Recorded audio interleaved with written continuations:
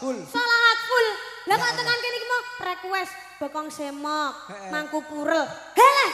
Ayo percuma lek ku latihan sholawat kuwi mau. Ngoni cacah gawe ngopeni cacah iki.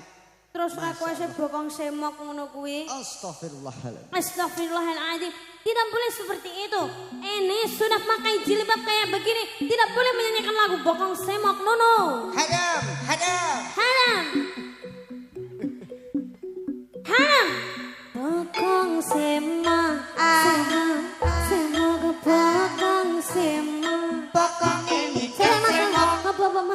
Aku nolak nyanyikin ndak kuat aku ndak kuat. Bokongku no kayak kudu aduh ndak kuat gitu loh Mas. Aku Astagfirullahaladzim. Nikan astagfirullah.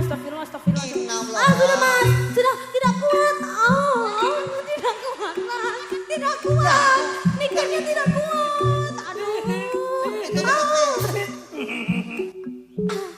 Gak boleh Ibu, jangan lagu itu ya. Nanti kalau bokongku gini-gini, aduh bahaya nanti ya. Ada bapak-bapak soalnya. Gak baik. Iya, gak baik. Kalau semuanya itu. Apa meneh tukang kamerane ket bayu lek nyuwun nganti di zoom. Lah yo, di zoom. Di zoom kenceng apa kuwi mau? Bokonge. Iki ndak apa-apa nyanyi ini ndak apa-apa. 3 kali. Lo. Ya ampun. Bismillahirrahmanirrahim. Bokong semok. Bokong sapa semok rambut disanggul. Sanggul yo nganggo coco. Bokong semok.